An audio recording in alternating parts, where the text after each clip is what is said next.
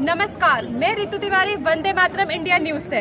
तो आज हम खड़े हैं जंतर मंतर, जहां हो रहा है धरना प्रदर्शन। तो देखिए, ये इस तरीके का हो रहा है धरना प्रदर्शन। ये है इनका अहम मुद्दा है संविधान चालीसा। यहाँ की जो अनुसूचित जनजाति है और जो उनके संवैधानिक आधार के लिए कि उनको अधिकार मिलने चाहिए और उनके अधिकारों के लिए ये लोग धरना प्रदर्शन कर रहे हैं। तो मैं आपको बताना चाहूंगी इन लोगों की क्या क्या मांगे हैं। तो इन लोगों की मांगे हैं, जाति जनगणना करो, निजी क्षेत्र में आरक्षण किया जाना चाहिए, न्यायपालिका में आरक्षण लागू होना चाहिए, फिल्म उद्योग, व्यापार, मीडिया, खेलों, तीनों सेनाओं में आरक्षण लागू होने चाहिए। महिला आरक्षण में SC/ST महिलाओं को अलग आरक्षण होना चाहिए। टोल नाकों SC/ST को टैक्स से छूट देनी चाहिए। राष्ट्रीय SC और ST आयोगों के पदाधिकारियों के चुनाव में निर्वाचन प्रणाली लागू होनी चाहिए। तो इन लोगों की जो मांगे हैं वो पूरी होनी चाहिए। सरकार के सामने ये धरना प्रदर्शन करके अपनी मांगों को पूरा करना चाहते हैं, क्योंकि जो अनुसूचित जनजाति होती है जिसमें SC/ST वगैरह आते हैं, उनको शुरुआत से ही सरकारी अधिकारों से अलग रखा जाता है, उनको निचले नजरिए से देखा जाता है, उनके साथ भेदभाव किया जाता है। क्या उन्हें समान अधिकार का हक नहीं है? उन्हें भी समान अधिकार का हक होना चाहिए। उनके साथ ये भेदभाव क्यों किया जाता है? पुराने जमाने में तो इनके साथ ये तक हो जाता था कि इन्हें अपने बराबरी पे बिठाया तक नहीं जाता था। तो अब जो है धीरे धीरे सरकार ने इनके लिए कानून बनाए, परंतु अभी भी कुछ ऐसे गाँव है, कुछ ऐसे निचले लोग हैं जो ऐसे नजरिया रखते हैं कि इनको समान अधिकार नहीं दिए जाने चाहिए। तो उन्हीं को समान अधिकार दिलाने के लिए यहाँ पे जो इनके उद्योग है उन लोगों ने धरना प्रदर्शन किया। तो आइए मैं आपको दिखाना चाहूंगी किस तरीके से धरना प्रदर्शन हो रहा है, और मैं आपको सुनाना चाहूंगी कि उन्होंने अपनी मांगों के लिए किस तरह किया है। तो आइए इनकी बात सुनिए। हमारे साथी, ये जो अपने साथी हैं संविधान चालीसा के कार्यक्रम में आने वाले सब साथी इधर आ जाओ। नमस्कार जी। तो मैं आपसे सबसे पहले ये जानना चाहूंगी अनुसूचित जनजाति को लेकर आपकी क्या क्या मांगे हैं? अनुसूचित जनजाति को लेकर मांगे मैडम, देखिए आज की तारीख में ना सरकार जो है जो प्राइवेटाइजेशन की तरफ जा रही है। तो प्राइवेटाइजेशन में क्या है, सबसे पहले तो आरक्षण को खत्म किया जा रहा है। एक बहाना बनाया जा रहा है कि उस आरक्षण को खत्म किया जा रहा है।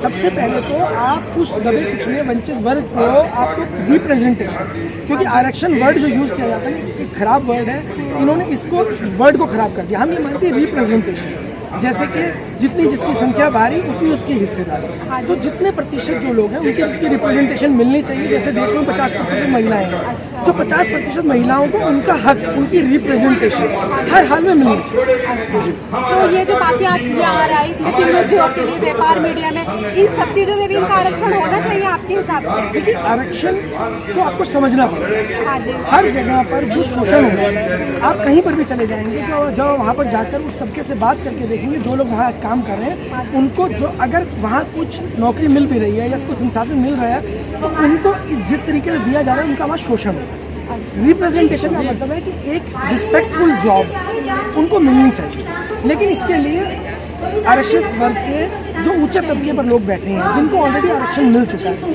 उनकी भी जिम्मेदारी है कि उस आरक्षण को दोबारा ना लेकर के नीचे वाले के लिए छोड़ें। क्योंकि जो नीचे वाला तबका है जिसको नहीं मिल पा रहा है, वो बेचारा वहीं का वहीं बैठा है, और अगर उसे नहीं मिलेगा तो आज से 20 साल बाद भी वो वहीं बैठा होगा। तो हमारी जिम्मेदारी है कि उन सबको उठाकर हमें चाहिए।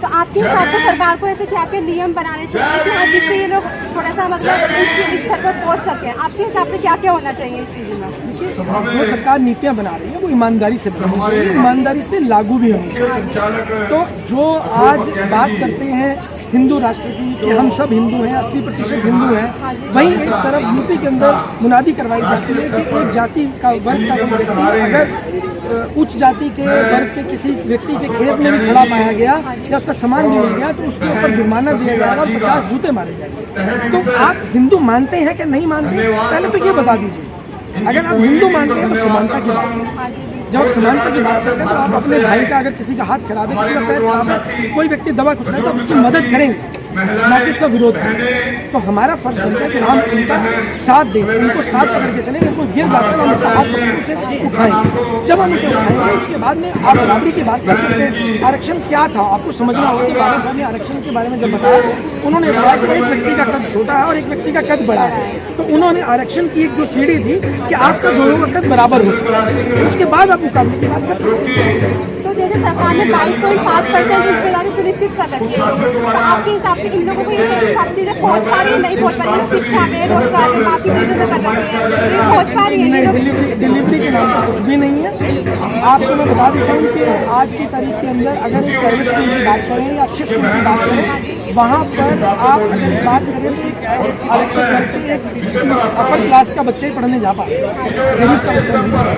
इसका रीजन आपके हिसाब से क्या हो सकता है, कि क्या रीजन हो सकता है कि उन तक वो सुविधाएं नहीं पहुंच सकती? कहीं ना कहीं भ्रष्टाचार की सरकार ने नियम बना रखे हैं, शिक्षा के लिए भी, रोजगार के लिए भी, तो उन तक क्यों नहीं पहुंच पा रही है? इसमें ना दो चीज़ें आपको समझनी पड़ेगी, या तो हो नहीं सकता या करने की नीयत नहीं। हो नहीं सकता, इस पर हम सहमत हैं, क्योंकि देश में इतने काबिल लोग हैं जो वर्ल्ड की बड़ी से बड़ी कंपनियों को लीड करते हैं, तो हो नहीं सकता, ये तो संभव नहीं है। अब बात कुल मिलाकर आती है कि मंशा नहीं, देश के जितने भी नेता हैं, इसके लिए मैं एक भारतीय जनता पार्टी को नहीं, कांग्रेस को उससे ज़्यादा जिम्मेदार मानता हूँ, क्योंकि कांग्रेस ने 70 साल देश पे राज किया और 70 साल के अंदर जो हो सकता था कांग्रेस में भी नहीं। ये मुख्य बीजेपी के शासनकाल में थोड़ा बहुत बदलाव आ रहा है या नहीं आ रहा है? बीजेपी तो और ज्यादा शोषण कर रही है। जितना तुष्टीकरण कांग्रेस ने मुस्लिमों का किया, उससे ज्यादा तुष्टीकरण भाजपा की सरकार में हिंदुओं का हो रहा है।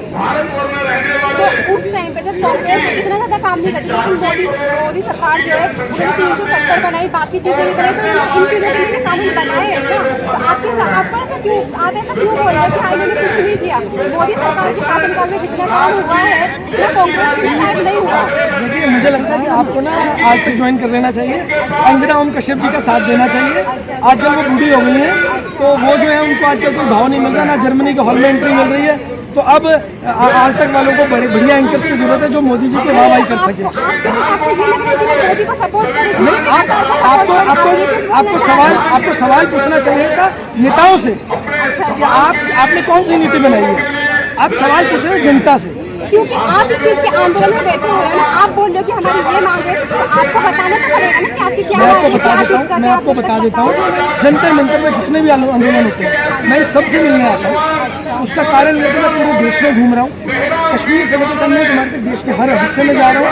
हर जगह समस्याओं का अंबार लगा हुआ है, छोटे छोटे वर्ग के अंदर लड़ाई चल रही है, और हम काम कर रहे हैं एक धागा, एक सूत्र का काम, उन सब मोतियों को पिरोएंगे। 2024 के अंदर पूरे देश के अंदर बिना नेताओं के जनता द्वारा सरकार गठित की जाएगी, ये मैं आपको आज दावे कर रहा हूँ।